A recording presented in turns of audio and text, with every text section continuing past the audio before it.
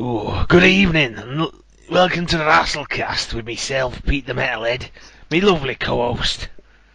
Yeah, I'm not doing that voice. You didn't have to, mate.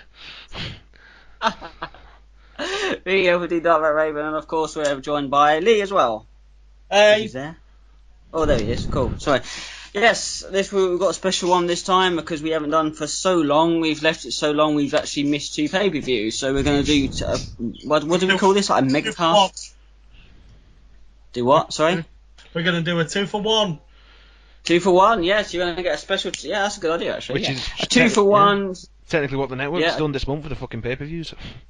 Yeah. Oh yeah, I got in a conversation about that. How many of those free monthlies have they given out already? Like over the course since the network issued, because they've given out like 4, haven't they? I think they've basically gone the way of Netflix. You know, for any new subscriber, you get a month free. Yeah. Yeah, because Michelle got the idea they were doing that every month. I think they're doing it every other month. Like they'll have a month and then they'll do it, and then they'll have a month and they'll do it. So the next one I bet will be in July. They'll give like a free pass. I know it's just to get subscribers, whatever. They've been doing it every month since WrestleMania, so who knows? Well, it's June. It's June tomorrow, so we'll find out. Yeah. It's what? Say it's what tomorrow? Hello? It's June. June, yeah. Yes, exactly. It's June, yeah. So we can see if they're giving it another free one. So yeah. Oh yeah, moving on. Sorry. Yeah, so we're gonna go 2 for 1 mega cast. So we're gonna go through extremely crappy rules and Payback, all in 2 in 1. And I didn't like Extreme Rules. I thought it was bad. Parts of it were good, but most of it was just bad. And then Payback, which kind of made up for the badness. And then we got Elimination Chamber. Apparently tonight. But that might not even be just for the US only. So we don't even know. I'm gonna warn listeners now. My 2-month-old daughter is in the same room as me, so if he cries, then obviously, yeah, but she's just going up now. Anyway, right, so it's been a while, guys. How have you both been? Oh, not too bad. Yeah. That's not bad, yeah. I thought we'd have a little chat before we go through this, but yeah, let's just jump right into it. Because I had a month without internet, Raven. You know what it feels like to have a month without internet? My balls were the size of grapefruits. Because I've moved twice, so yeah, I know what it's like. And you have to find it, and then they send out the engineer like 2 weeks, and then they're usually late, and then you got to wait even more. With Sky, they come out, but with your engineer, but then you got to wait another 2 weeks for your internet to come active again. It's just like, that's bullshit. Anyway, well, yeah, but you've got internet now, so that's good. So anyway, moving on. Extremely crappy rules. I'm going to call it that because I did think it was extremely shit rules. I don't even know why they host these pay-per-views anymore, because they're just not Night of Extreme anymore. I can't even remember what the promo was for this one. What was the promo for Extreme Rules? I can't even remember. I mostly just remember stuff about Cena being patriotic, and that's about it. Yeah. Oh, it was like a utopian kind of things, like follow the rules. You know, the rules are good, but some rules are made to be broken or some shit like that. It's pretty much the same thing we've done for years now. One day of the year, WWE goes extreme. Yeah. Yeah, well, that's the tagline that they've used over the years. Yeah, I think there was one. I'm sure this one. It was a short promo about having a doctor visit or something, and they said they were interviewing do you have too much extreme in your life or something like that, or was that? No, that was I can't remember. Fuck it. I know the snowballing thing was last year. So anyway, moving on. Yeah. So it opens up with anyone kick-off pre-show. What was it? I don't write the pre-shows down. So do we know what that was? No. Neville. Neville and Barrett. Was Neville and Barrett? Neville and Bad News Barrett, or King Barrett, as apparently he's going by now, because we haven't been called Bad News names. Yeah, Neville and Barrett. Did you watch it? Any good? Yes, no? No, missed it. You missed it. Well, we got it essentially, as Jack said before, so we essentially got it at Payback anyway. So why they put 2 talented wrestlers on the pre-show, I have no idea. But let it go. So yeah, I think did Neville win or did Barrett win? Do we have a winner? Yeah, Neville won. Red Arrow. Neville won. Right, one thing before we quickly go into it. WWE obviously like shortening names down. Anyone else annoyed that Adrian Neville's name has been shortened down just to Neville now, or do WWE not give a shit? Oh, WWE don't give a shit, you know. No, I mean, do you two personally give a shit that his name's been shortened down? Yeah. It was stupid. Yeah. You know, it's like... Yeah, I think it was stupid and all. Yeah, just like with Rusev before him, and trying to figure... Oh, Big E. Yeah. Cesaro. Yeah. Cesaro as well, yeah. Yeah, but I suppose when you look back at that, I'm kind of glad they did it with Rusev, because saying Alexander Rusev all the time was a bit weird. Biggie Langston, they didn't really need to do that, and Tony Cesaro didn't need to do that, So, I don't know, I just think Adrian Neville sounds better, to be honest. I don't know why they felt the need to shorten him. It's like when they've gone through to create a wrestler on one of the WWE 2K games, and then when they've typed in like the short name, they've inadvertently clicked, do you want to use short name for the full name as well? Oh, and they've clicked yes, and then they've clicked yes, even though you want to click no. I got 2K15 from Xbox One today, so finally I've had it on the 360 for so long, and now I get to play the decent copy. Sorry, I thought I had to mention that. Yeah, exactly. I also got it on PC as well. So it's just come out. My PC just barely runs it, so I mean it's but wow, it's not too bad. Pretty cool. I didn't know. I thought it came out on PC. PC really do get games quite later than others. So, anyway. So obviously they shortened down Neville's name. I'm not happy with that at the end of the day. But Neville, of course, again, he's on the main roster now. He's got a different attire, a different gimmick, and he's doing well. He's doing well so far anyway, I think. I don't think he's fallen on his arse, and WWE haven't exactly, giving him anything shit to do. So, hopefully, you put enough momentum into someone, and then there you go. I suppose we're going to look at the bright side. They didn't give him the fucking rumoured Mighty Mouse gimmick. Yeah, that's oh my god, as soon as I read that, I thought, no, WWE, you've just killed it. You've just absolutely killed it. It's just I want him to be Mighty Mouse, damn it. He went to Disneyland that day, just had an amazing idea. Do you know what? I got an idea. Oh god, really? So I can't do Vince Voice. I watched that cartoon in the 50s. Let's put it on a wrestler, damn it. Yeah. Hunter, get over here. Let's design a Mighty Mouse costume. And let's put it on a talented guy, like Adrian Neville. I mean, he's doing nothing anyway, so fuck it. So anyway, Extreme Rules starts off with Dean Ambrose and Luke Harper. The match I was actually looking forward to, because these two did really well to build this feud up, and the only two that can literally do just go back and forth, crazy knocking the tie out of each other. They don't give a shit, they don't mind. And also I think it leads up to wasn't it Luke at powerbombed Dean on the ladder at WrestleMania as well? So I think he was kind of adding that to the feud of I'm pissed off because you could what looked like you could have broken my neck, sort of thing. So the match itself wasn't too bad. It started off pretty well with the chairs. It wasn't until it went backstage where it started to get a little bit okay. Sure. He's getting into a car. I can sort of see what's going on here. There's a ramp and an exit just where the car's set up. Is Dean Ambrose going to... Yes, he's going to jump. He's going to Dukes of Hazzard style the car. He's going to jump in the window. And he's going to drive away. I was thinking, okay, this isn't a bad idea. Maybe we're going to get parts during the pay-per-view of them showing them fighting on the streets, fighting in bars, just like... wasn't it Goldust and Roddy Piper or something? They did that. So, but no, we didn't get that. They didn't show anything like that. We see, I think they come back after the second match, during the New Day interview after they won the titles. Or spoiler, but then again, it's not really a spoiler. Yeah, and then they continue the match, and then it goes on from there. So I thought, okay, the car thing's a bit shit, but I thought, okay, they're going to show segments, but they didn't show segments. But overall, it wasn't too bad.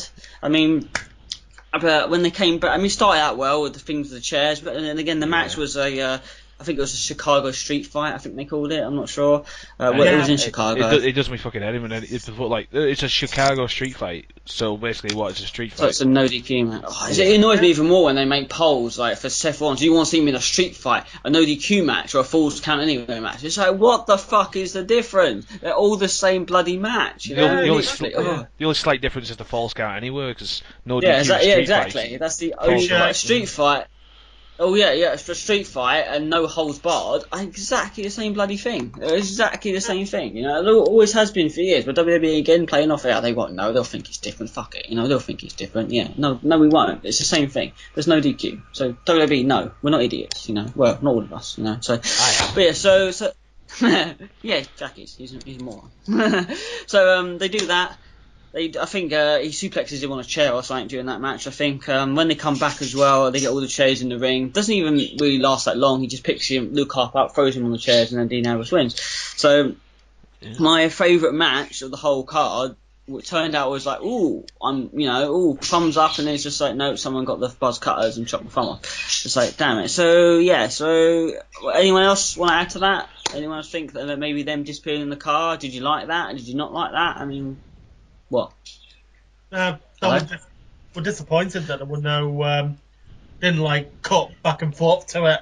Yeah, come back and forth to it, yeah. But the fact that they went in the car at all, was that surprising? Was that a good element of the match, or do you don't think they should have done that? Do you think they should have just maybe kept it in the ring, that sort of thing? Good element, but there should have been something to do with it, like Lee said, do some between match segments, dead quick, just showing them. Like, exactly, yeah. Because if you're going to make them drive off in a car, you can't, don't just bring them back like a match later and then just end the match there and then, they could have done at least one backstage segment. I mean, that would have been cool seeing them finding some sort of pub or something. I just thought of a really good one. They could have cut to they're in a bar or something, and Luke Harper walks in, and somebody's got his back turned to him at the bar with a Dean Ambrose hoodie on.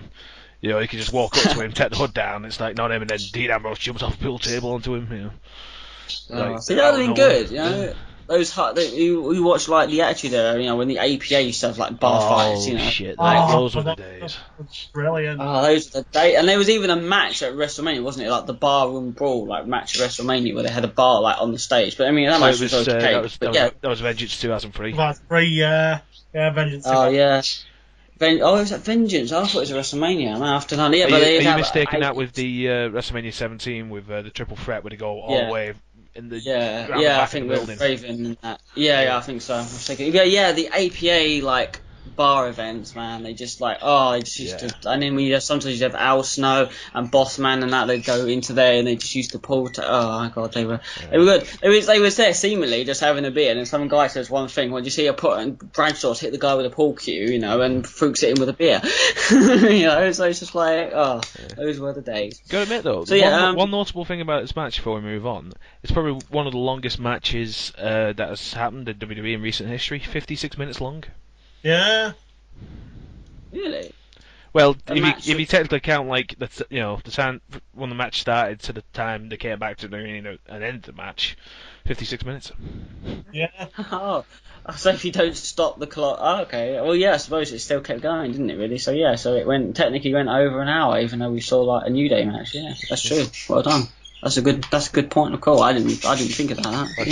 But yeah. You're welcome. So Dean Harper again could have been a lot better. They used the Stream Rules, the Chicago Street Fight. They could have used. I think used a cane as well at some point. I think that was used during the match as well. They could have used that Chicago Street Fight in a really good element. They could have used complete weapons, tables and everything, but he didn't.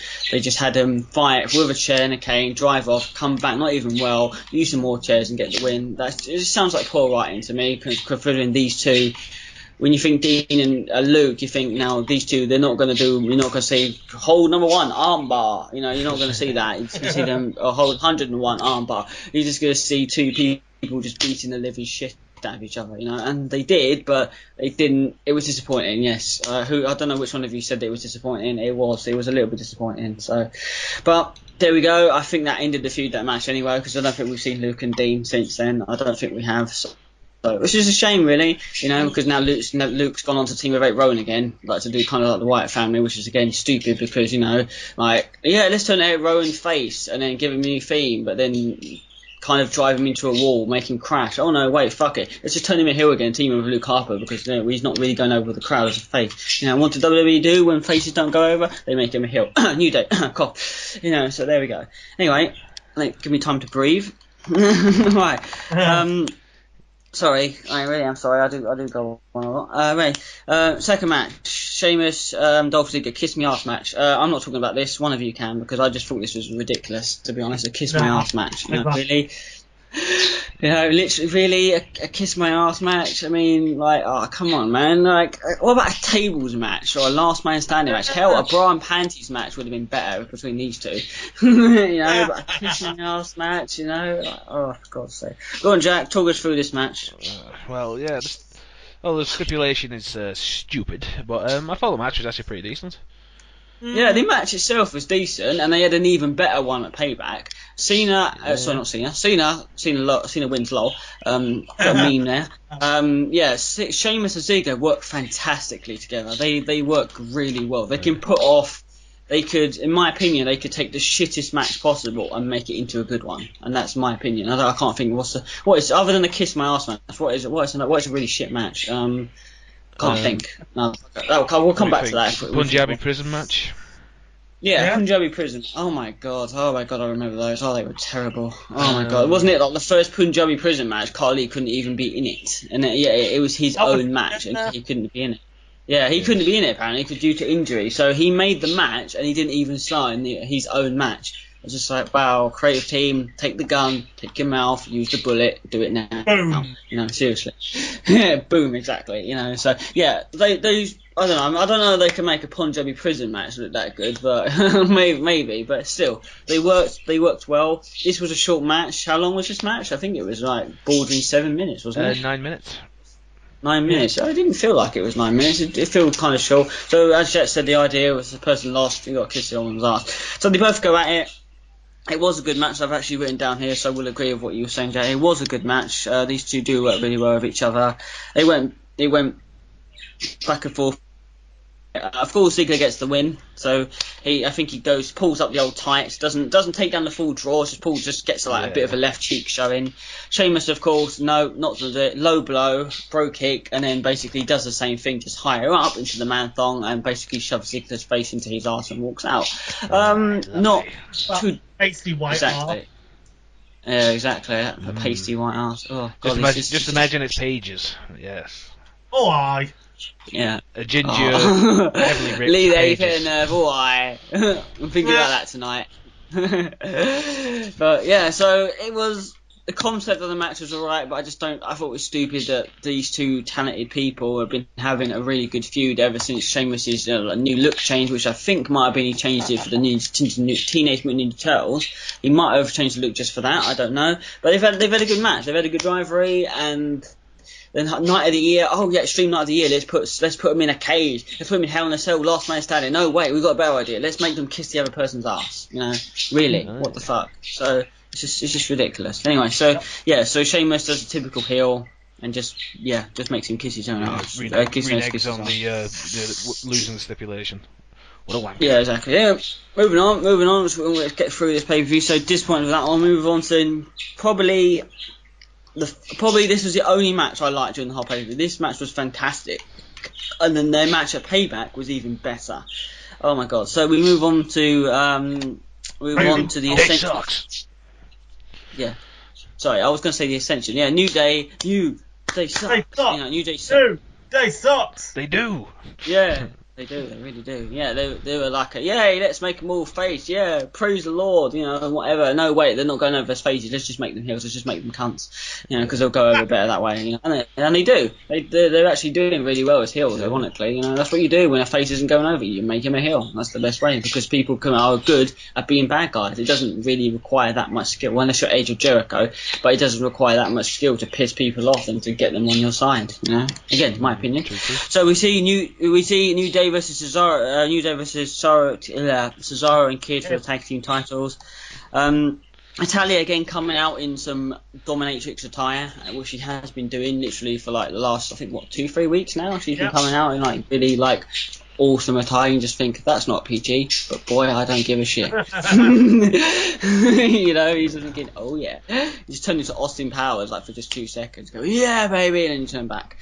So this match was fantastic. It was good. It was just a normal match compared to the one on Payback.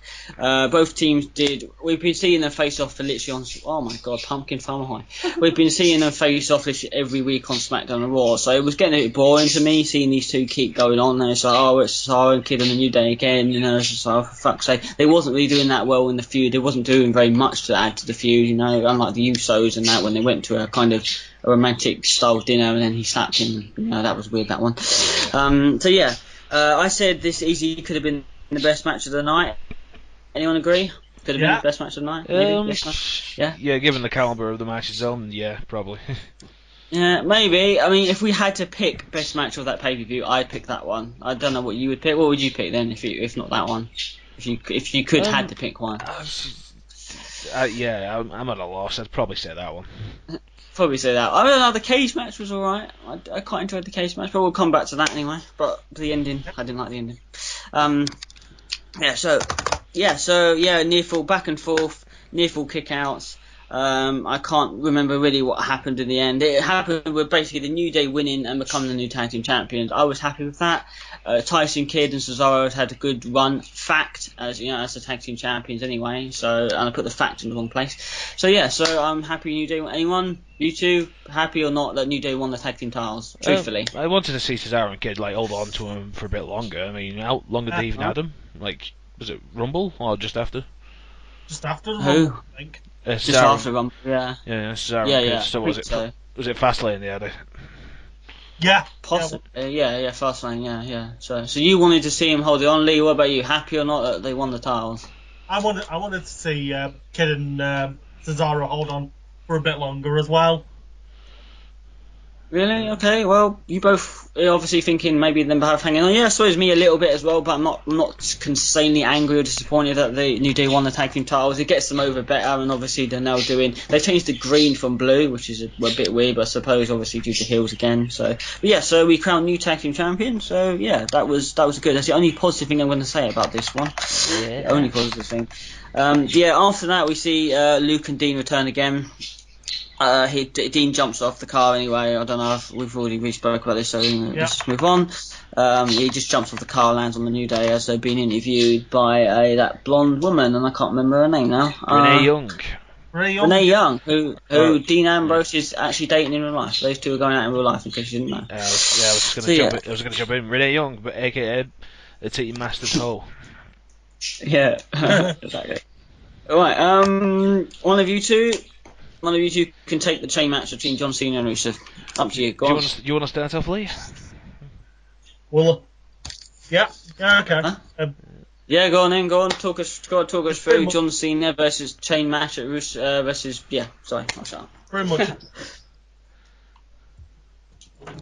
Hello. Still here. Oh. It's alright. Fall off your chair. I'd run off from John Cena and Rusev as well myself, so don't worry, man. Yeah. So go on. Well, one of you open up. I've talked through some of it. So one of you open up the chain match, how it got to it, and what you thought about it. Because I personally thought this match was bloody terrible. Yeah, with horrifically confusing rules. It's just isn't the chain? Yeah. Was it? What was it now? What did you say, Liam? Was it tapping the? Oh yeah, the four corners. Oh yeah, tapping the fucking four corners. It was basic. Let's just put it as it is. Yeah, sorry to interrupt. It was basically a Texas bull rope match with basically a chain involved. That's the rules of a Texas bull rope match, was to hit all four corners. They didn't say that in the match. It's again massive confusion. Like Jack says, was the same massive confusion when we saw Jack Swagger and Rusev in the fucking flag match, and we didn't know what they were supposed to have at the end. What the hell was going on there? So yeah. Anyway, carry on. Sorry. Yeah. I mean, it should have been just a basic strap match. I don't mean the four corner touching, but remember the one Rock and Triple H had? They didn't touch the four corners. They just had a strap to beat the shit out of each other with. Or like the actual chain match between Kane and Triple H at Judgment Day 2001. That was an actual chain match. Very underrated that match was. Yeah. It was. Are you saying? Sorry, what, Jack? You were saying crap and shit then from there, wasn't you? Was you saying that? You were saying something? I'm kind of confused. Was that? No. I was just saying shit. No, I was saying shit. Yeah, fucking hell, I remember that. Yeah, exactly. Yeah, that. Well, Judgment Day 2001 being my favourite pay-per-view of all time, one of my top favourite pay-per-views of all time, because every match on that card was brilliant. Yeah, but that match was a proper chain match. No need, just sort of basically just a normal match with tied together by a chain. That's what it should have been. That's what I thought we was going to get. And then they mentioned about touching four corners. It's just why? Because now we know that John Cena is definitely going to remain the champion. And I can guarantee it will get down to the point of both of them will touch all four corners, and it will be a fight towards the end. And was it? Of course it was. It's not typical Eddie Guerrero and JBL when he fell backwards, but his shoulder touched the wind pad, the pad thing. So. Yeah, I know it was bad. I felt bad. It was just oh, really? They did it at this stage. And also at this point, just because, hey, well, the audience are a bunch of fucktards according to WWE, so let's just put the lights up on the corners just so that's when they've touched. And even then, they changed the rules up of how they fucking work. They touch a couple of corners and they get stopped, and then after a few seconds, the lights will go off or something. But then, sorry. Perform a maneuver on the person who's just touched about 2 or 3 corners, and then they go off.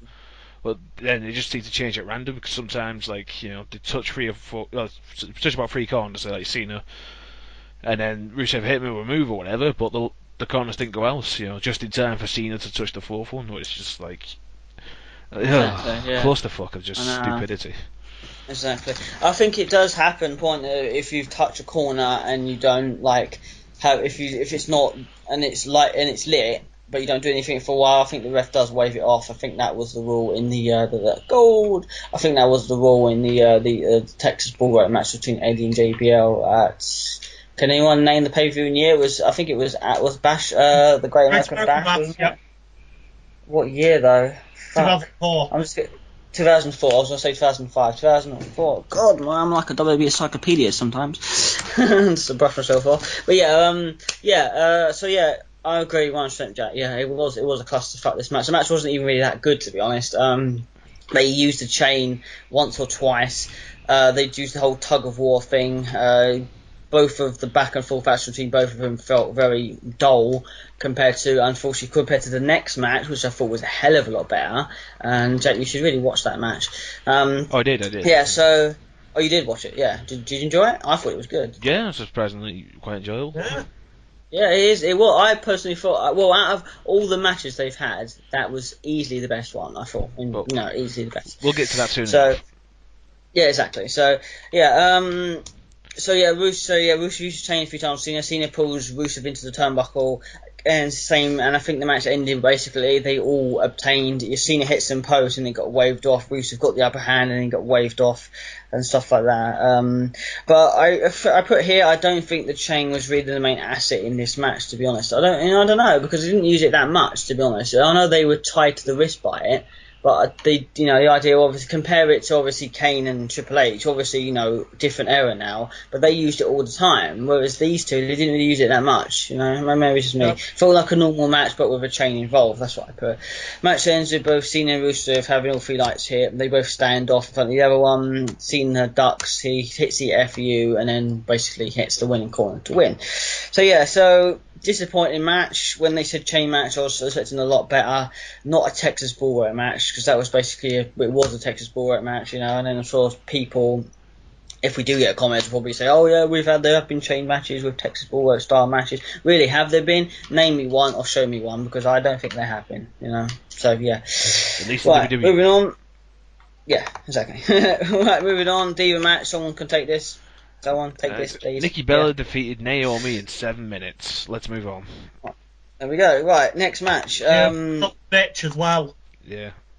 Yeah. Right, this one, you're moving on. Roman Reigns, Big Show, Last Man Standing. I'm not going to lie, this match was actually pretty good. Now, you're both going to be like, what, Raven? You're fucking crazy. You're smoking crack. You're doing drugs. You're doing heroin. What, Raven? You're fucking crazy. You're smoking crack. You're doing drugs. You're crazy. Doing heroin was the last one. Oh, sorry, doing heroin. Whatever. Fuck now. Oh gosh, I love you, man. Anyway, I actually did think this match was actually alright. I think it held up to what it is. The reasoning when I thought Last Man Standing, okay, clearly what it's going to be is just Roman is going to dominate most of the match, the Big Show's going to come back, and basically Roman's going to look completely strong during this match, and it's going to be weak as hell, but it wasn't. I thought it was alright. I actually rather enjoyed this match, ironically. I'm assuming you both hated this one then? No, I actually quite like it. Thank you. I thought. What are you crazy, Lee? You doing heroin? You doing drugs? No. I thought it was okay, but it just dragged the fuck on for a while. I mean, I was getting into it, and then I was just like, and then they both of them just seemed to keep fucking resting for about fucking 10 minutes apart, and it was just like. By the time they get to the table spot at the end, I'm just like, oh, for fuck's sake, just get it done with, fucking get it over, finish it, for fuck's sakes. Yeah, that I would admit it does drag, but it's a Big Show match, It's enjoyable at the start until Big Show doesn't move. It's like, oh, now it's dragging. It's like until Big Show hits that knockout punch, and it's just like, for God's sake. So it was. Other than that, I thought it was pretty enjoyable. I did actually quite enjoy it. They did a similarity lot of good things. It was a Last Man Standing match, so I didn't think they were going to screw the match. The match started off just normally, and then they get a chair. Roman beats him down, he DDTs on it, he spears him through the typical thing that he always does, like the famous barrier, where they basically just weaken it all the time, everyone goes through it. Runs up through a table, spears Big Show through the table, and then ends up like putting the table on him. But I thought overall, Big Show comes back as well. I thought it wasn't too bad. Roman did do well for this one. Obviously, Roman was going to win. There's no doubt, because when was the last time Big Show actually won a match? Fucking hell, probably years ago. I can't think last time he won a match. You know, same with Kane. When was the last time Kane won a match? Fucking years ago, probably. There we go. There was that one time. Many years ago, probably. No, it was pretty recent. I remember it was Kane versus X-Pac. Yeah, I remember that now. That was really recent. No, that was only last week, actually. Fucking hell, yeah. But yeah, exactly. That's Kane X-Pac. Back when Kane was a decent wrestler and like decent guy. But no, I don't mind him being Authority's lapdog. You know, to be honest, you know, I just wish, you know, he had the old mask thing. He's done the whole mask thing. He doesn't do it. He doesn't need to do it again. Well, they keep showing inklings of him like rebelling, but then they just like, fuck it, just drop that like after every time they started up. Yeah, exactly. It's like, yeah, let's make Kane be like the big red, and they even make people say, "Oh, you used to be the big red demon, now you're just the big red kiss ass," you know. And they they urge him on with like insults to what he used to be, but no, that's not enough to make him put back on the mask. And even if he does put back on the mask, he takes it off like 3 weeks later. So it's just like, I don't know. If I was Kane or Glenn Jacobs, I don't know, but maybe hang up the boots, Glenn. Seriously, you've been there too long now. You know, you've had all your mask stuff. He totally should do. When he comes back with a mask, just start quoting Bane. It's like, no one cared who I was until I put on a mask. Probably not do the accents, but you know, a bit more at Kane's voice. You know, like, no one cared who I was until I put on the mask. Nah, it doesn't work as good as without that Tom just Hardy's sounds like random accents. Yeah. That just sounds like random raging hillbilly, to be honest with you. So the match was okay. I honestly thought when I was watching it in the morning, kind of like half asleep, you know, I was thinking, oh great, it's from Big Show, right, I've been holding this piss for ages, let's just go for it. What's the match anyway? I thought, wow, I actually felt wasn't too bad. How long did that go on for? 19 minutes and 46 What's the time seconds. now? That was... Yep, we'll never get that back. But it wasn't too bad. It honestly wasn't too bad. I honestly just thought it was going to be a whole of just seeing Roman, you know, be the big dick during the match, you know, and Big Show not having any any authority during that match. Sorry, but no, he did. It worked well both sides, and there was some good spots in my opinion. Not the best spots ever. I mean, obviously, if I was writing that match, it would have probably been a hell of a lot better. I'm just reading. Oh yeah, doesn't Big Show choke slam Roman outside, and he goes through like 2 tables, doesn't he? At some point, yeah. I think that happened as well. Yeah, so that was pretty good. Spot, yeah, to be fair. Yeah, that was pretty good. It gives Big Show his slightly upper edge, you know. So, and of course, you know, before the table spears going to keep him down, so he just tips the table on him, you know. So I mean, big obvious way, you know, how else are you going to keep a giant down? So yeah. Yeah, moving on to the last match of the night. Seth the main event versus Randy Orton, lad. Yeah. In a steel cage match, and there was a stipulation on this. Orton could not. Well, the stipulation was Orton picked the match, which was the cage match, which was obviously what he was going to pick because it's Extreme Rules. They have to have a cage match because they did have one last year, Bray Wyatt and John Cena, you know, and the year before that, I can't remember what it was, but there we go. Rollins' one was he couldn't use the RKO. So fair trade. You know, fair trade, you know. But it's not like Orton doesn't have another move, punt kick.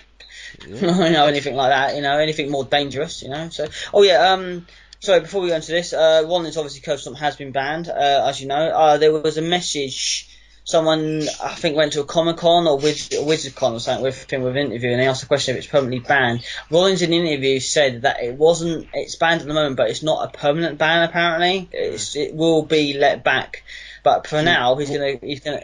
What happened with it? Has he injured somebody with it? Because if not, then why the fuck ban it? You know. No, I think it's the fact of all these ex-wrestlers are suing WWE due to concussions. Rollins didn't fuck up. It wasn't the fact of Rollins. He didn't do a right back, you know, and cripple someone. I think it's it's a move that can be a bit dangerous, regardless of Seth can do it well and the Taker can do it well as well, but a lot of ex-WWE wrestlers from years ago are getting concussions and they're suing WWE for these concussions and saying it's their fault and they shouldn't be allowing moves like the curb stomp and that in. So that's the reason why it's been cleared. But apparently Seth's finisher is now the pedigree, according to him in that interview, which I think is a bit... It's fucking stupid, is what it is. Yeah, it is fucking stupid. He did that DDT thing for a while, which I thought was, okay, yeah, fair enough. It's the same thing you gave to Dean Ambrose after he got rid of the original Dirty Deeds, just give him a double arm DDT, give him having a shit move into a good move, good move into a shit move. Anyway, so that's that. So yeah. So RKO was banned. The cage match itself was alright. I thought it was pretty good. They didn't actually use the cage that much, to be honest, doing this. They didn't actually, usually when they slam it into the cage, they didn't do that. There was not a lot of... Watch that match back and count how many times they actually used the cage as a weapon, like during that match. It's not very many times. It really is not. Seriously, watch it back later or when you can and count how many times they do it. So we had Kane outside. He was the what was he? The cage enforcer. Gatekeeper, yeah. And Seth Rollins was the keymaster. Yeah. Oh my god, yeah. And of course, he was out there. James J Security was out there as well. I think they were out there. So yeah. And I think the Hobbit, yeah. I think they said, Shibet said that if Rollins doesn't walk out champion or something, there might not be a place for him in the Euphoria or something as well. I think he said the same thing to him at Payback. So the match goes on. They didn't really use much of the case, but it was a good style match. It was kind of like a Mania style match. They had a good match at Mania. They had the same thing here again, just different because there was a cage around them. It wasn't too bad. It was not too bad. Ends up with Kane coming in. He ends up choke slamming Seth. He ends up choke slamming Randy Orton as well. J&J Security take the RKOs and Kane takes the RKOs and everything. The match ends obviously with Seth Rollins doing the RKO. I think Orton goes for the punt kick in this one as well, but obviously he's not going to do it. But yeah, it ends with Seth Rollins copying the RKO and doing it. And does he do it? Yeah, Orton. So I've written down here, Orton. Did Orton do the pedigree doing this one? Or go to do the pedigree? Yeah, he did. He did, yeah. Sorry, I couldn't write every little detail. Yeah, Orton did the pedigree as well. But yeah, so Seth Rollins wins with the RKO, which I thought was a good way to win it. And then Michael Cole was like, "Oh, but the RKO was banned." No, the RKO was banned for Randy Orton. No Maggle. Yeah, exactly. Orton couldn't use the RKO, Maggle. I love it. Yeah, exactly. Exactly. JBL corrects him straight after the match because clearly Michael Cole got confused. Yeah, it's just like, oh, well, no one can use the RKO. No, the RKO is only banned for Randy Orton, and it didn't say anyone else couldn't use it in the match. So, and you're supposed to be a professional journalist, Michael Cole, and you clearly got confused with the issues. So, right, that's not an RKO. It's a picture of an RKO. Yeah. Exactly. And there were some people saying, "Oh, he didn't do the RKO, he did the diamond cutter instead." Just like a little joke. So, which I thought was quite funny. Somebody.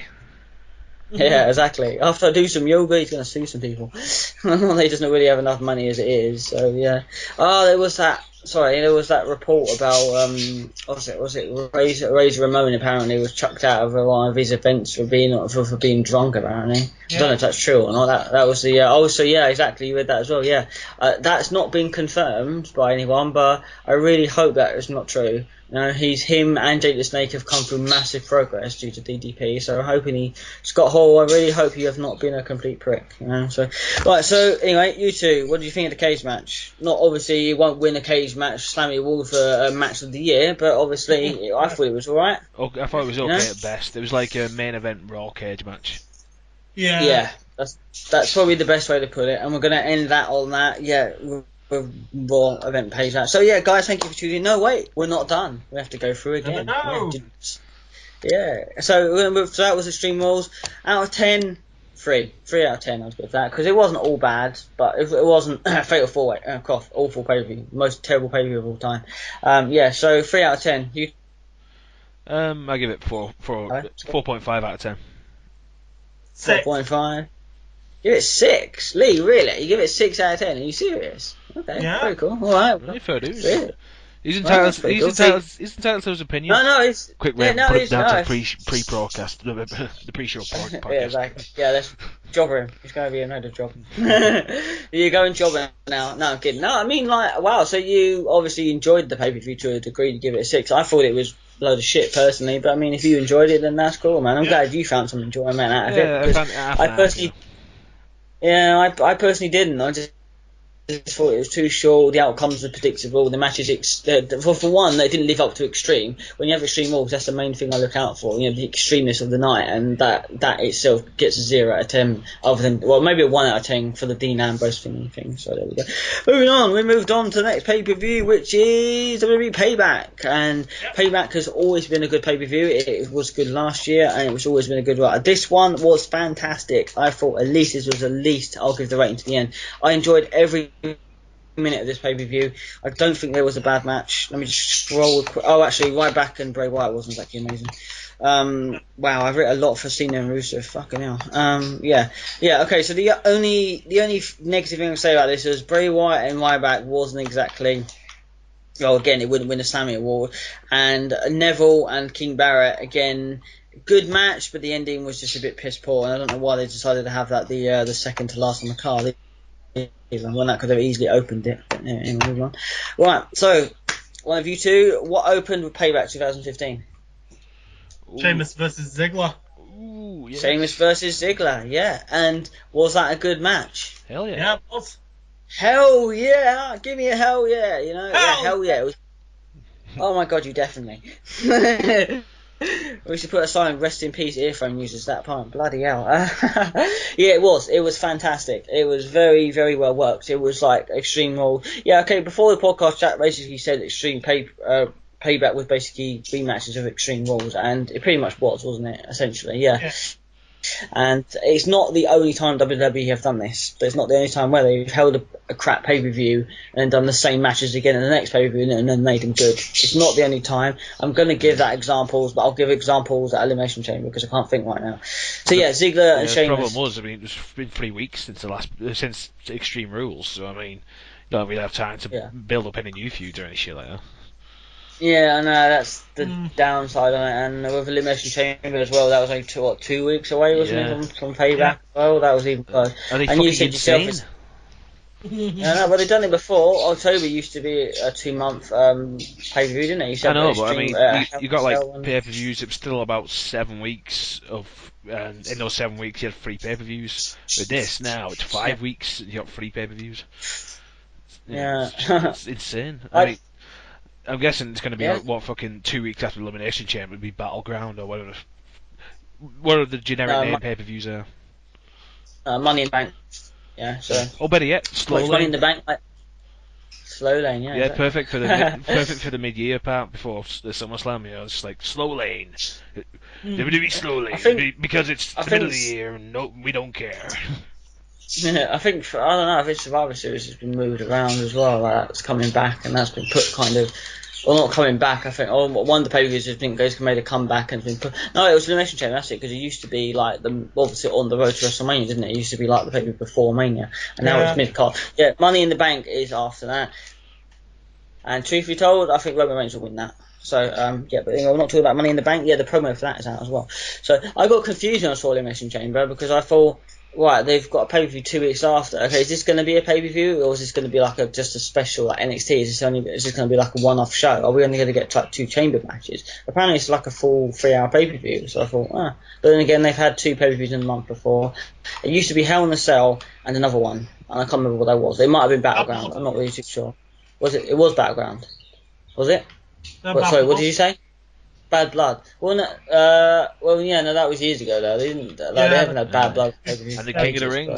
That's what we look forward. Yeah. That's what we look forward to in June. The King of the Ring. But we can't anymore because that doesn't exist. And I don't care. No, don't you dare mention that network exclusive one. You know, we want a proper pay-per-view. Yeah, we want it now.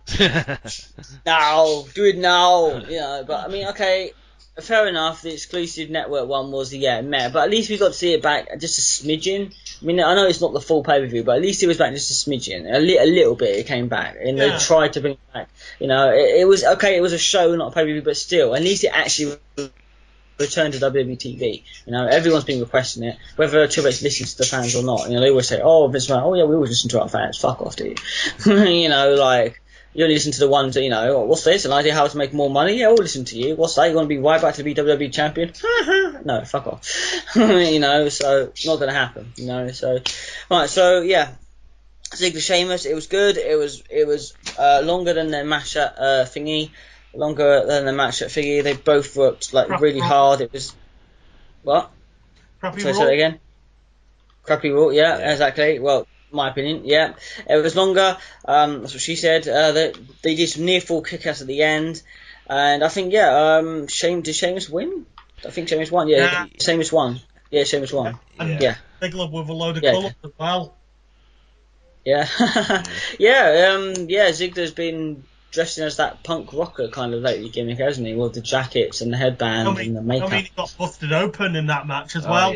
Oh, yeah, yes, he did. Fucking hell. That's been happening a lot recently, hasn't it? Do you think, it's just pure coincidence, or it's making a slow comeback, maybe? Yeah. Philosophy, lava and redstone. See, that's always my technique. Lava and redstone equals diamond. Shit, I moved my mic. Wait, yeah, what? so yeah. You just go into it's Minecraft talk or something while we're talking about getting busted open. Yeah, exactly. Yeah, sorry, Michelle's playing Minecraft, and while you was talking now. Well, tell me this, Raven. How do you tame a horse in Minecraft?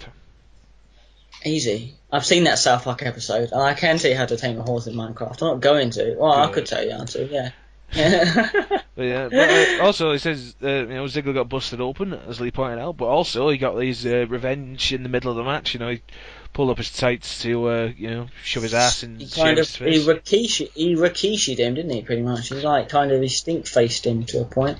He did get his revenge. Yeah, which was good. Which was absolutely good. Yeah, and Ziggler also from being busted open had a fucking horrible scar. Did we actually see how he got busted open? I think it was because he headbutted Sheamus, didn't he? I think he headbutted him or something. He actually went boom, and it was obviously oh my god, that shit's so fake. The wrestling is so fake. Look at him pretending to bleed, look at that fake shit, yeah. Look at that time where he has to get out the knife and get out the blade, even though he couldn't do it, because he bleeds literally 2 seconds after doing it, That's fake shit, No, it's not. So there we go. But, and he had a horrible fucking wound on his, head, didn't he, for that, so. Yeah. Which is weird. So it was a very good work match. Ziggler got his revenge. Ziggler didn't win the match, obviously. Sheamus again going over. I would love to see these two at WrestleMania next year. Obviously not going to happen, but it would be good to see them, because if they can work a match as good as this, to think what they could do at WrestleMania, that would be fucking amazing. So yeah, moving on. We saw Tyson and New Day versus Tyson and for fuck's sake, Cesaro and Tyson Kidd in a 2 out of 3 falls match. Now, it's weird that this match wasn't at Extreme Rules, a 2 out of 3 falls. I don't know why they saved it for this pay-per-view, but this, wow, fantastic. Again, probably match of the night this was. I love this match. I don't know about you two, but I thought this was brilliant, this match. Non-stop, back and forth action. Everyone worked well in this. During this match, obviously, Cesaro, they get 1 fall each apiece, or like normally do with 2 out of 3 fall matches. Ending wasn't so bad either. They had was it Xavier Woods, didn't he? Came in and rolled him up and stuff. Sorry, hello? Say that again? Yeah. A cheap victory by Xavier Woods. Yeah, cheap victory, yes, I will admit it was not the best ending to it, but it puts them over as that heelish, we're the New Day, and we should, what we say is right, we're cunts, we're the tag team champions, you should listen to us because it's a New Day, no, it's not a New Day, it's just a gimmick that's gone wrong that you've made into heels. And it also goes to show that the referee was really racist, because do all black men look alike to referees or something? Yeah, that's true. Any other wrestler would have been spotted, but no, as I was comparing with Kobe Kingston. So we'll have to go find this referee out and send hate messages to his things "Oh, you racist bastard." Yeah, let's find him on Twitter, and tag him in #racist, So. But this match. Racist ref, I'll start a petition, get rid of the WWE racist ref. But but this match was good. It was fantastic. A lot of double team moves. I think Big E ends up does that thing where he spears the person from the outside of the ring again as well. It was I can't detail this match because there was so much going on during this match. Of course, New Day retained the tag team titles, but it was a good match. It was very well worked, like it usually is. and that's a bit of fun. Yeah, Cesaro and Kid just worked beautifully together. Yeah, I mean, really so. They do. Yeah. They really do. Even their double team, the swing leading into the drop kick and stuff, that is like it's fantastic. But then New Day's one. Fact, exactly. Fact. They do work, yeah. Fact. But then New Day's double team, or the jumping off into the big ending, and that's pretty good as well. So, but they do. Cesaro and Kid, they are a really good team. I'm glad they got put together. They both of them finally been decently put into it. So yeah. So moving on. All right. Jack, because we both know, obviously, huge fans of Bray Wyatt and probably Lee's as well, but I'm going to let you talk about this match because, yeah. This match, well, for what it was better than what I expected it to be. Yeah. I'm not saying it was an amazing match, but the thing is, Bray Wyatt versus Ryback with, barely a couple of weeks fucking build up and shit, it's just like... And then when it's Bray Wyatt again putting over the build and Ryback's not really doing much to do it over, a little bit. It's just like...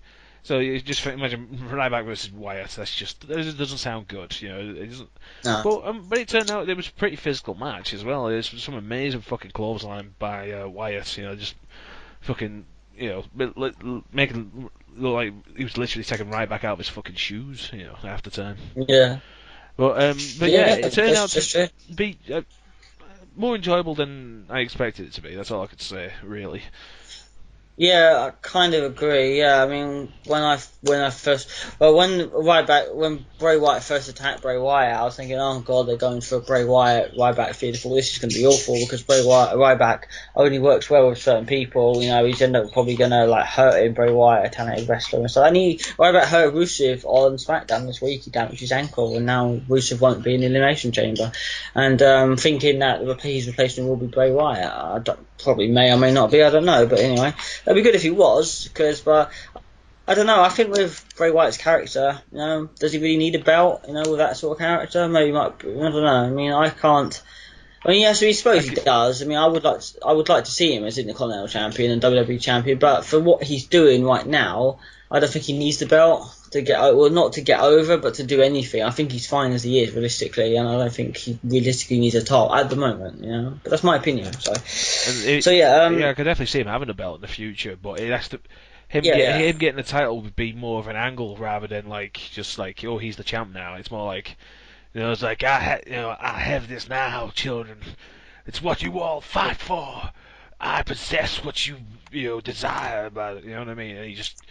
And rather than just acting like I am a champion, more like I have what you all want, and you clawing over this pointless piece of metal and leather, but you can imagine he's just like, well, I don't know if that'll ever happen. We'll see how it goes. No, I will admit, yes, that is exactly the sort of impression I have as well. Yes, it wouldn't be about the champ is here per se. It would be more or less about Bray Wyatt still with Bray Wyatt, but he's just the fact he has a belt with him now. But it's not really about the persona of the belt or being the champion. It's about that I've got this. It's more power. He's got the whole world in his hands. That sort of thing. Yeah, exactly. That's exactly right. Yeah, that's a great point. So yeah, that's good. Good point. So yeah, Lee, what do you think? Bray Wyatt and Ryback? Yeah, definitely better than what I thought it would be. Yeah, I think we can all agree there. Yeah, definitely what I thought it would be. Yeah, definitely better than what I thought it would be. Yeah. Oh yeah. So didn't Ryback go for a splash as well off the top rope?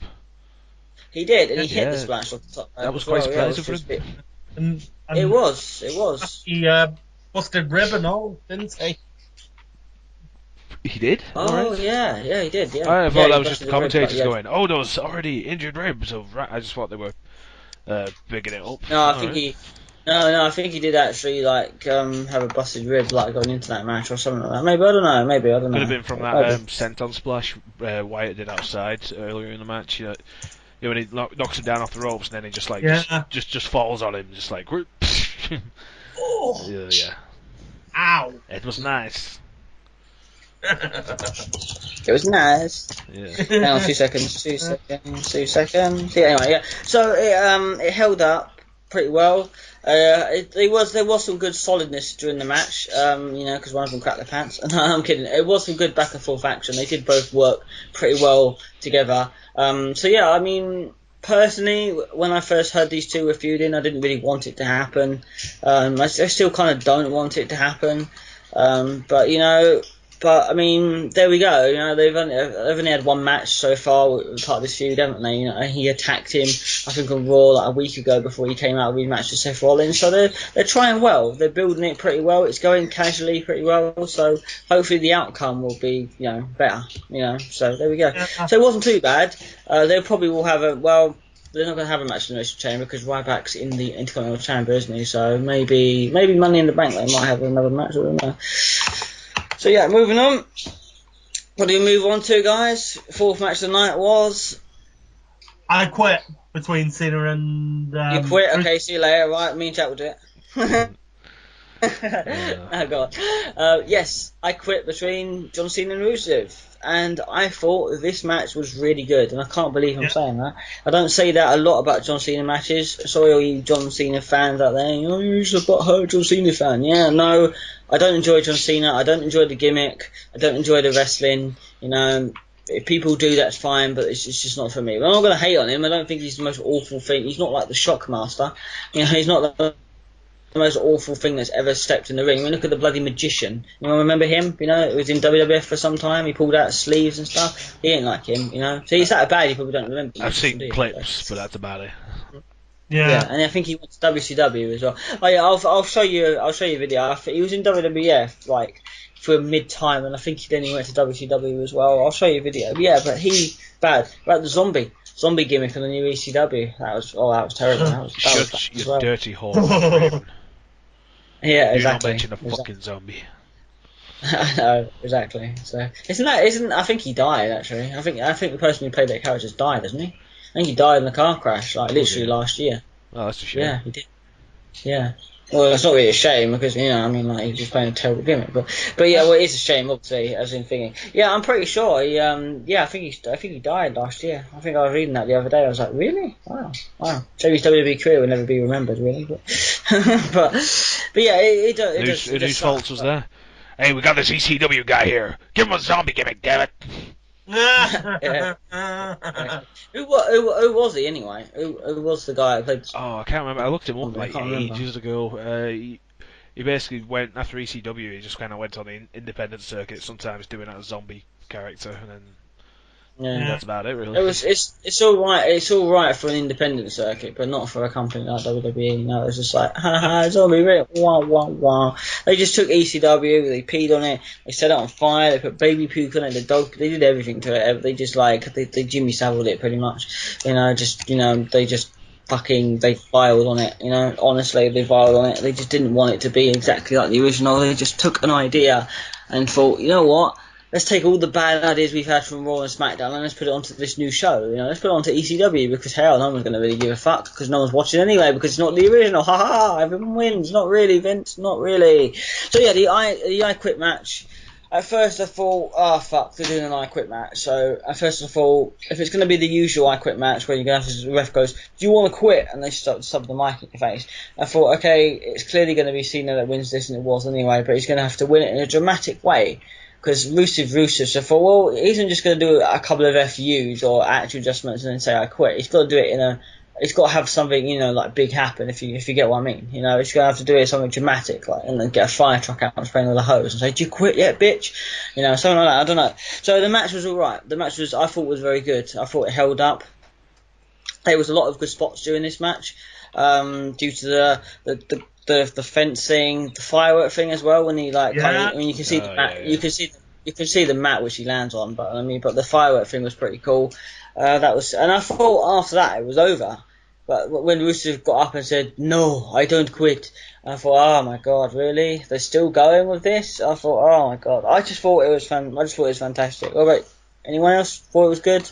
Yeah. No, I know, Jack, you didn't see it. No, well, I did skip it originally, but then you said it was actually really good because I heard the result of the match and I thought, fuck it, I'm not watching fucking Cena beats Rusev clean again, fucking 3 times in a fucking row since WrestleMania.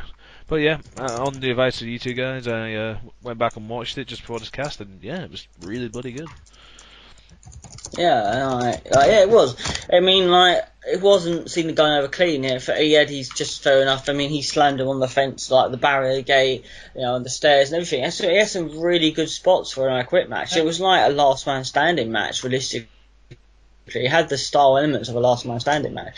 It was good. And after the firework thing, I thought it was over. And at the end, the ending was okay. The ending was a little bit like, I'll bring you back now. John Cena Umaga Royal Rumble 2006, I think, was happening. It was seven. Last man standing match. He did exactly the same thing. He took the ring post off and then he did the attitude, the STFU onto Umaga to make him think. Same thing happened here. That's exactly what I thought. That he did exactly the same thing. What the hell was that? That again. It's not lightning, is it? No, it's not. He did exactly the same thing.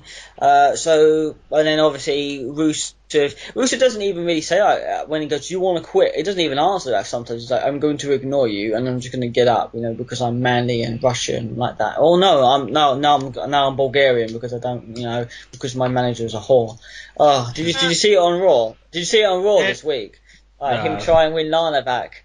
Oh my god, it was hilarious. Have you not seen it, Jack? Oh my god, watch it. It's like he tries to get Lana back, and it's just like, and then he just goes in the ultimate. Rush just turns like this ultimate kind of sexist, like kind of woman. He goes, "We can get back together. All you got to say is 3 little words. I was wrong." It was good, So, and then so Rusev is screaming. Whatever language, whatever he's talking, and then Lana goes, he quit, just like, she's been putting it in, I kind of like the whole Lana Roosters thing, that they're breaking up as a manager. It's good because obviously she put him into the match at WrestleMania. Rusev apparently denied, I wasn't beaten at WrestleMania. Yeah, but you was. I never lost at Payback. But you did. I never lost US title. I think you did.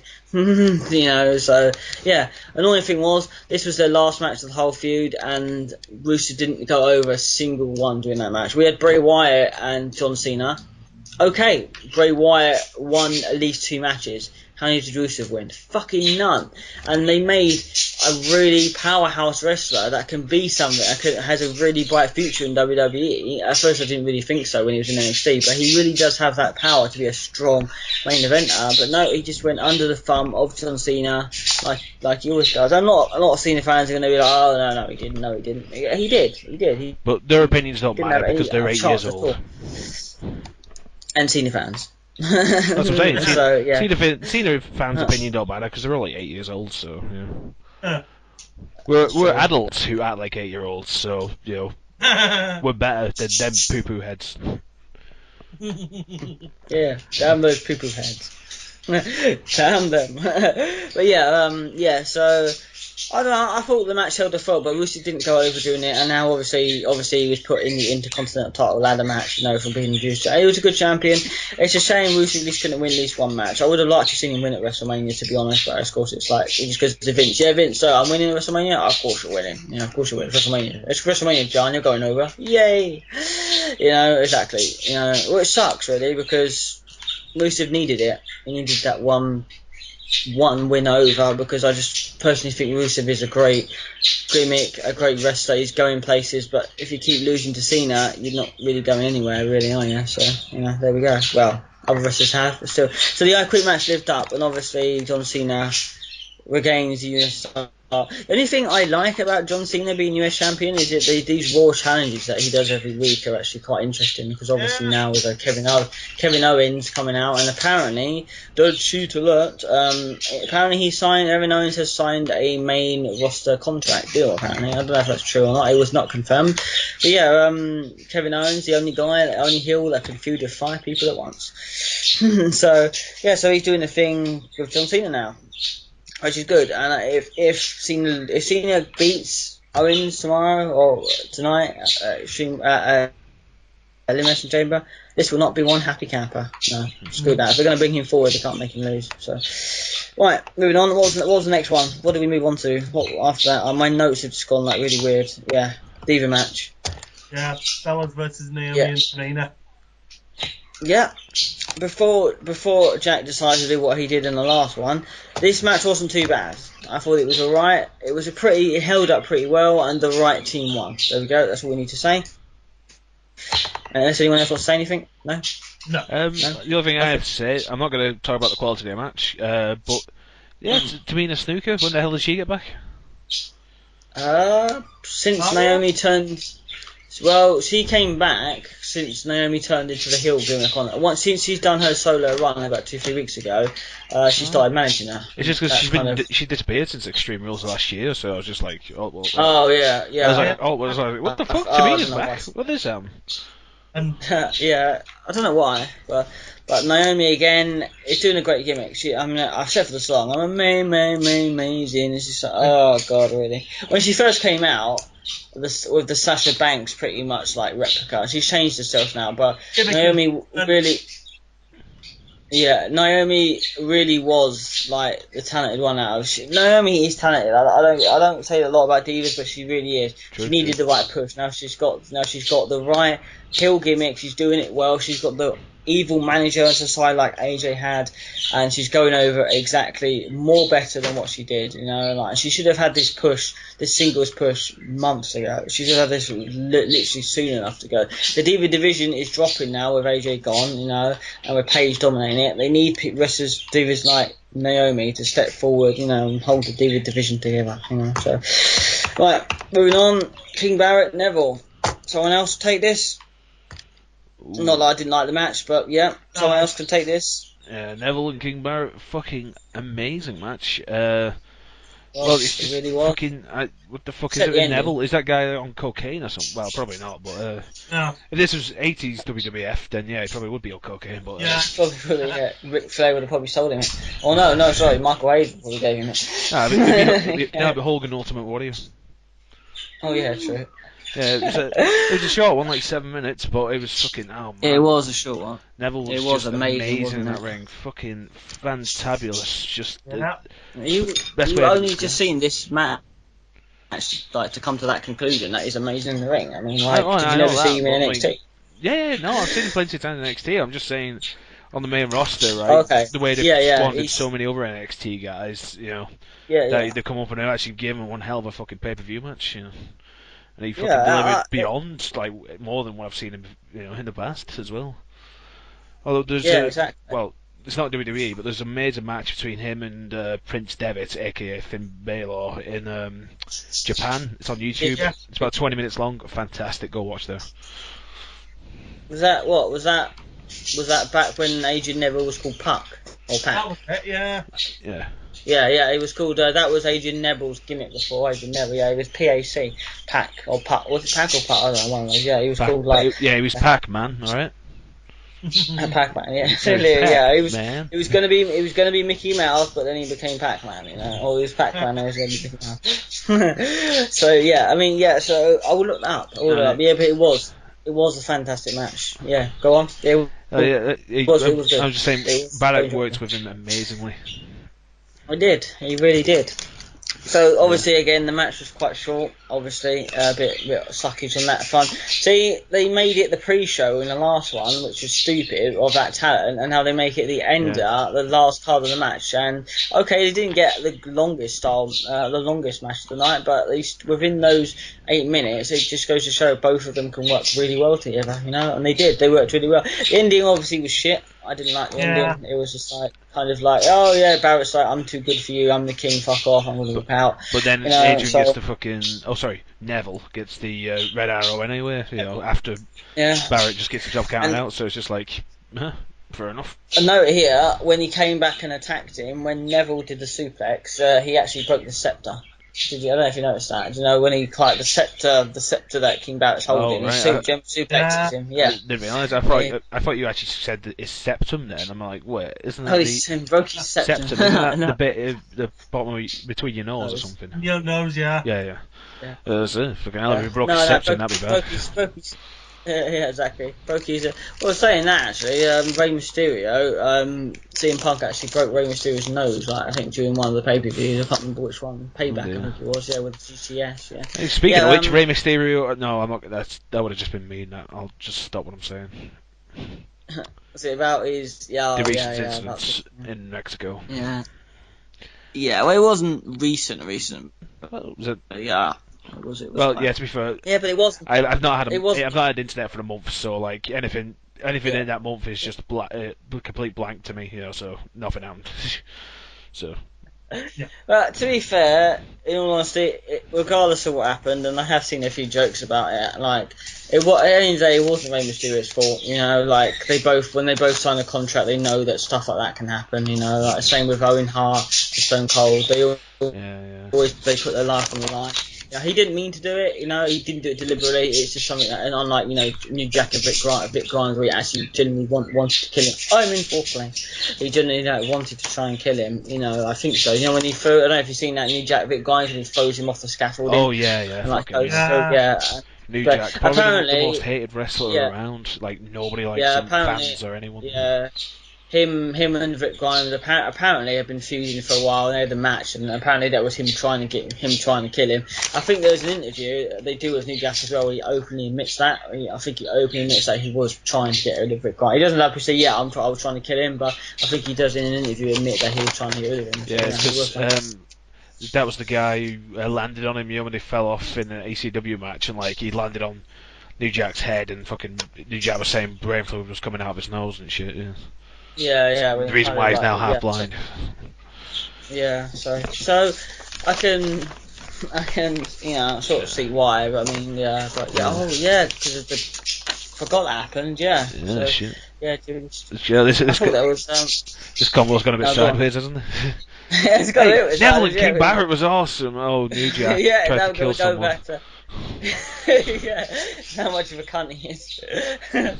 what a complete changer that is. But it happens, it happens on these podcasts, it happens. So moving back, so fantastic match. It was brilliant. Shame it was cut short. Shame the ending was bollocks, but shame a lot of things, but there we go. Moving on, main event of the night, the match I was looking forward to, the match you two were probably looking forward to, except for Jack because he's a hateful bastard. The match my wife was looking forward to, the match probably everyone was looking forward to, the Fatal 4-Way match.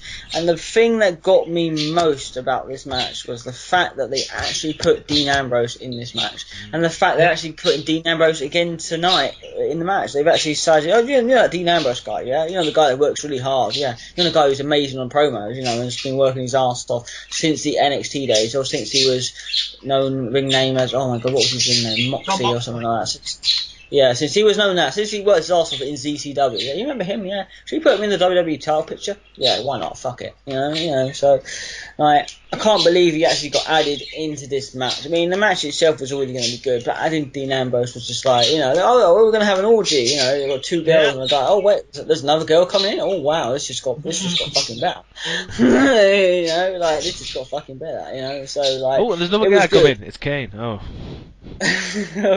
dear, shit, this just got less fun. Kane running in ruins everything, even an orgy, Exactly. Oh yeah, we're having this orgy now. Kane running. Oh great, it's over now. Exactly. Let's just get it over with. Fuck it. Who invited this guy? No one's invited himself.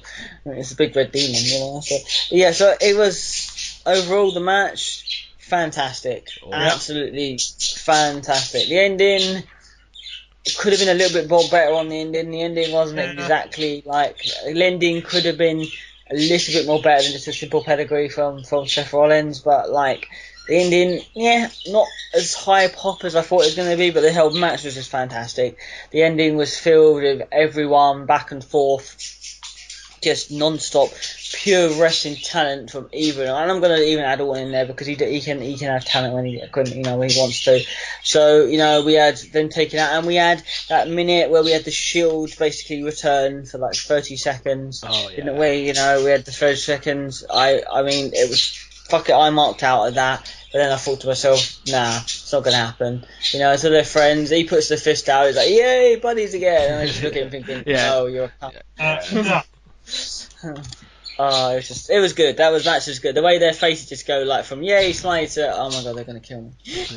So that was good. I enjoyed that moment. They put Kane and Thingy through the table. It actually takes 2 power bombs to get 2 men through the Spanish announce table because they've just reinforced it lately.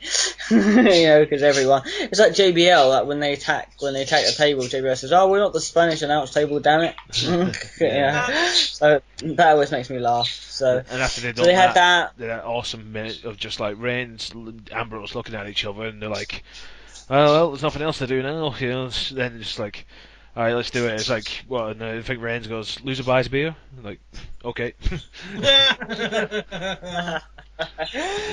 Oh, that's good, man. I can't remember if it says winner buys beer or loser buys beer, but. Lose. I don't know, but yeah, it goes. I mean, we saw good stuff in this one. I mean, we saw Dean and Roman go at it as well. Like they worked really well. We already know. I think personally, in my opinion, Roman and Seth work really well together, and I think Dean as well. All 3 of those men are just amazingly talented. All 3 of them, regardless of all the hate Roman Reigns gets, he is a talented fucker. I don't give a what he says. Him, Seth, and Dean are probably 3 of the most talented people to walk in WWE today. I mean, of course, I know, and don't say, what about Eddie Guerrero? What about Brock Lesnar? Yes, there have been a lot on Adrian Neville. Yeah, there are a lot of talented people, but I think nowadays, if it took in 2013 onwards, those 3 have stepped with probably the highest talent in this industry, and I'm glad they're here and not in TNA. So So and Samoa Joe again showed up on NXT. Have you seen NXT Unstoppable? I bet you 2 haven't, have you? Oh yeah. I've not had a chance. You've seen it? You've not seen it? Get a chance to, Jack, when you can. I know you're busy, but get a chance to. Wasn't it just awesome, man? Lee, did that Becky Lynch and Sasha Banks just steal the show? How good was that are you match, doing? Man? What? It's all crazy noise coming from your end, Raven. Yeah. Oh, crazy noise. Does it stop? Yeah. Sounds like you were pummeling the mic with your fist. Yeah. Oh, really? Oh, that's weird. I didn't hear that. Sorry. It's stopped now, so it's all good. Yeah.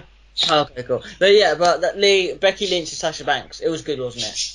Oh, that was. Do you remember the main event? Oh, or not the main event, but that match was just like, oh my god, it was good. Do you not think it was good?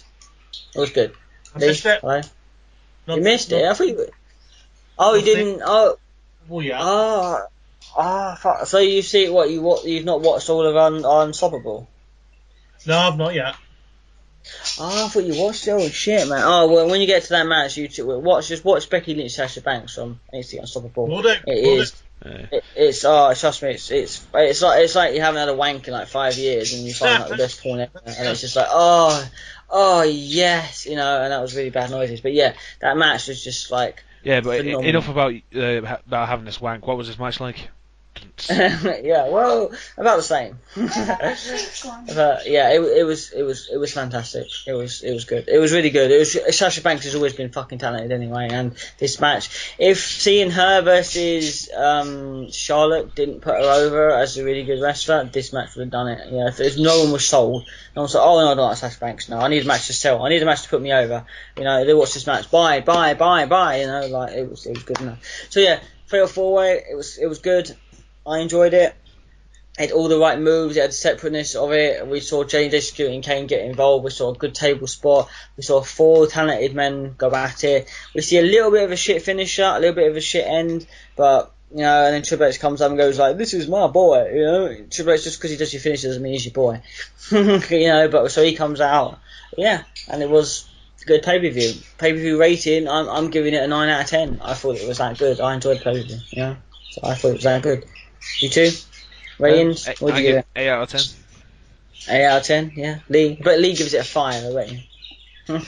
9. Okay. Lee, what do you give it? A 9? Yeah. Oh my god, you put me in my shame there. No, I knew you'd give it a good score because it was a good pay per view. Yeah, it was good.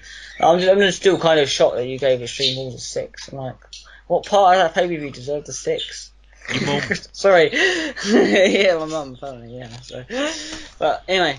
So yeah, that was it. That was extremely crappy rules, in one's opinion, and WWE Payback, all in one podcast. And it only came to 1 hour and 18 minutes. We just went through 2 pay-per-views in just over an hour. I thought this was going to take 2 hours, but it didn't. So yeah. Like I said, I saved time by going through the women's match on Extreme Rules by just literally saying what happened. Yep. Well, it wasn't really saving time. It was just being genuinely honest. Yeah, Nikki Bella defeats Naomi. That's it. Next match. Yep. Exactly. If we did all that for every match, it wouldn't be worth watching, would it now? So yeah.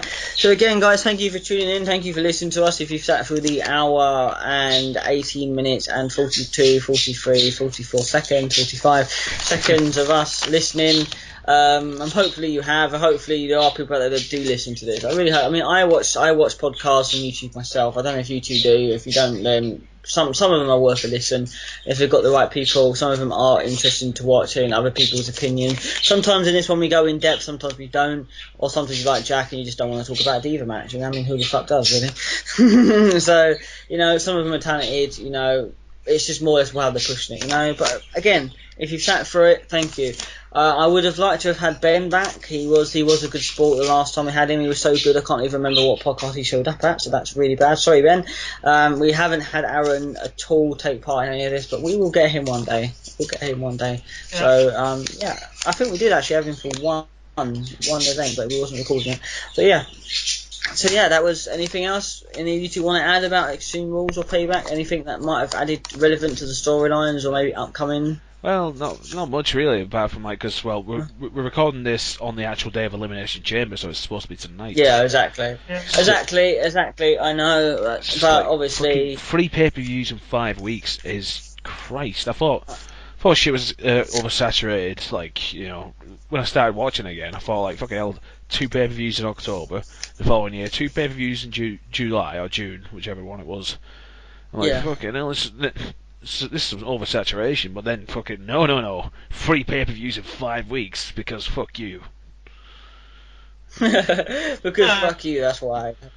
Vince, why are we having 3 pay-per-views in one? You know, this sign, fuck you. Okay, well that just says it all, doesn't it? Really? So we've got Elimination Chamber. It's tonight. It is like July the 31st. No, sorry, May the 31st, verse 15. We're not even sure what's going to go down with it. Apparently, it's not on. It's only for US. I just fired. Sorry, if you heard that. It's not on the US or anything. It's only on US, sorry, and not on any other country, according to Stephanie McMahon on Twitter. I don't know if she messed up or not, so I don't know. But Elimination card looks quite good. It actually does look quite good. The card looks quite strong. I'm looking forward to the tag team Elimination Chamber. I think that's different. That's new. That's going to be good. You know. So yeah. How are they going to do that? Are they going to have like double-sized pods or something? Or? I don't know. There's like 8 teams in it, like 8 teams, 8 in teams? It, or 7 teams in it. Yeah, there's like Ascension, Matadors, Tyson, Cesaro, Primetime Players, or 6 teams. Are they going? They're going to have fucking an Elimination Chamber with 8 pods in it. I have no idea, mate. I have no idea what's going on. Sorry, not 6 pods because 2 people start off in don't they? So yeah. 2 start, 4 in pods. Yeah, so originally there's 6 people, so one would assume there is 6 teams. I think, because there's quite a lot, because, I mean, obviously if you saw, you put into Google WWE Elimination Chamber, it comes up WWE Elimination Chamber 2005 results. It's not even bloody happened yet. How can that be like the 3rd most searched thing on Google when it hasn't even bloody happened? You know, so, but yeah, we saw it on Raw or SmackDown, I think, like all the teams came out and like faced like out and stuff. So hang on, I'm just doing a quick wiki just to see all the teams that are in this match for tonight. So just I've got it right here, Raven. Yeah, let's see, it's... No. Okay. The New Day versus Lucha Dragons, Tyson, Kid and Cesaro, Primetime Players, the Ascension, and Los Matadors. So that's, let's see. That's so it's 16. Yeah. So it's so they just have the normal 4 pods, but like that's what I'm saying. Like, are they going to be like double sized? That's 12 people. Yeah. They're gonna have like double sized pods, or are they gonna like just be cramped into like the normal ones? You know, like two per bit. I really did not know. I don't know either. I know. I'm just fucking. I'm not arguing, but I'm just waxing lyrical about a really stupid fact. But I do have a really weird, morbid curiosity sometimes. Sometimes I just need to know something for some reason. I mean, it is. But it's different, isn't it? It's different. We're not getting a WWE championship. We're getting an Intercontinental championship. But it's good to see a tag team. It's going to be weird how they do it, but hopefully it's going to be good. And I'm liking the fact that the Ascension's in this. The Ascension is a fantastic team. they might be what LOD, Road Warriors, rip-offs, or whatever the fuck people want to say. Okay, maybe they are, but they don't get to choose, their gimmick at the end of the day. You know what we've gone and done? We completely forgot the most important fucking match of Payback on the pre-show. It was the Ascension versus the Mega Powers. I couldn't fucking believe that. Yeah. Fucking Hulk Hogan and Macho Man, teamed up for the first time since '89. Yeah. It was just like amazing. I was just like, somehow I used to have somehow. Sorry, after you. No, good. No, I was gonna say somehow Macho Man came back from the dead, but they picked it up, I had the tape, WrestleMania 5 when I was about 10 or something. I watched the whole big year-long build-up for the Mega Powers exploding and shit. I never thought I'd see Savage and Hogan in the same ring again, WCW notwithstanding. So it's just like wow. And then it's a good thing that it was actually Hogan and Macho Man and not like the two awfully painful gimmicks that have already outlived funniness. Yeah, exactly. Of course, that's not it at all, is what it? happened to Sandow? Because I thought he broke away from the Miz, and then that was all over. So now it's just like he's going to be his own guy, and everything. And I was just like, what about the time? Oh yeah, you know what? Who haven't but oh yeah, Macho Man. Oh, who's doing another gimmick? Oh yeah, Curtis Axel. It's like really. So it's weird to think, that he broke off from the Miz, from what a really good thing of doing, thinking, he's going to go back solo now. He's going to go back to the original. You're welcome, Damien Sandow, the good Sandow. No, he just decides to clone someone. I don't even know if he was being truthful in the actual. He came out to the promo and he said the reason why they made him stop doing the Miz gimmick is because he wasn't entertaining enough. Apparently, not entertaining enough. So dressing him up like Macho Man is entertaining, isn't it?